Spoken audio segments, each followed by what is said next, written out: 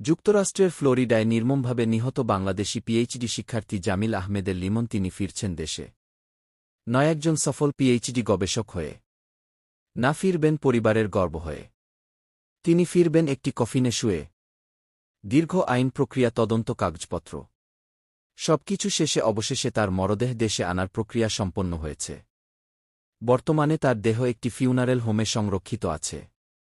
সেখান থেকে সব প্রস্তুতি শেষ করে পাঠানো হবে বাংলাদেশে।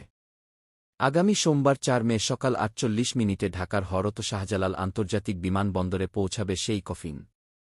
একটি কফিন যার ভেতরে থাকবে এক মেধাবী তরুণের থেমে যাওয়া স্বপ্ন, একটি পরিবারের ভেঙে যাওয়া পৃথিবী। এর আগে ফ্লোরিডার টম্পা বে এলাকায় অবস্থিত ইসলামিক সোসাইটি অফ টম্পা বে এরিয়াতে অনুষ্ঠিত হবে তার প্রথম জানাজা। সেখানে সহপাঠী বন্ধুরা, প্রবাসী বাংলাদেশিরা শেষবারের মতো বিদায় জানাবেন তাকে।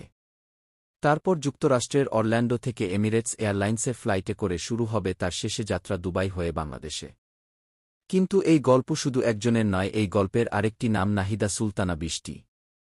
যে স্থান থেকে জামিলের মরদেহের অংশবিশেষ উদ্ধার করা হয়েছিল সেই একই এলাকা থেকে পুলিশ আরেকটি মরদেহের অবশিষ্টাংশ পেয়েছে। কিন্তু সেটি বৃষ্টির কিনা এখনও নিশ্চিত করে কিছু বলেনি তদন্তকারী সংস্থা।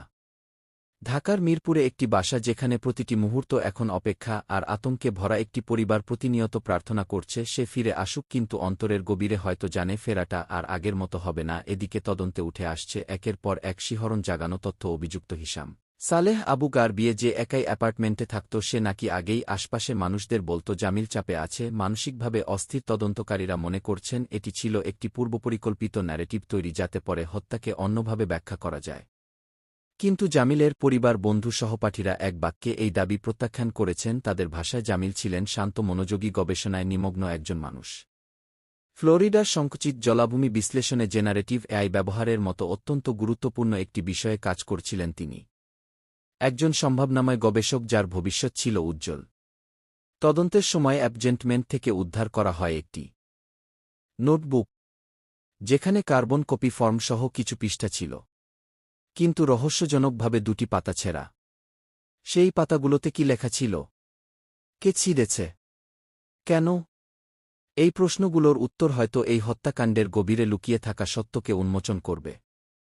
আরও ভয়াবহ তথ্য, হিশামের মোবাইল ফোনের লোকেশন ডেটা বলছে ১৭ এপ্রিল রাত ১টা থেকে ভোর ৫টার মধ্যে সে অন্তত ৬বার হাওয়ার ফ্রাঙ্কল্যান্ড ব্রিজে গেছে, প্রতিবার সম্ভবত কিছু না কিছু ফেলতে। প্রমাণ নাকি মানুষের দেহ? বর্তমানে হিশাম সালেহ আবু গাবরিয়ে জামিনবিহীন কারাগারে বন্দী। তার বিরুদ্ধে আনা হয়েছে প্রথম শ্রেণীর পরিকল্পিত হত্যার ২টি অভিযোগ সহ প্রমাণ নষ্ট করা, মরদেহ সরানো এবং ঘটনা গোপন করার অভিযোগ। ফ্লোরিডা আইনে এই অপরাধের শাস্তি হতে পারে মৃত্যুদণ্ড। তবে প্রসিকিউটররা এখনও আনুষ্ঠানিকভাবে সে সিদ্ধান্ত জানায়নি। এদিকে ইউনিভার্সিটি অফ সাউথ ফ্লোরিডার শিক্ষার্থীরা ক্ষুব্ধ। তারা ক্যাম্পাসে নিরাপত্তা বাড়ানো এবং আন্তর্জাতিক শিক্ষার্থীদের সুরক্ষায় কঠোর পদক্ষেপ দাবি করছে। জামিল বৃষ্টির পরিবারের পাশে দাঁড়াতে খোলা হয়েছে একটি গোফাউন্ড মি পেজ, যেখানে মানুষ সাহায্যের হাত বাড়িয়ে দিচ্ছে।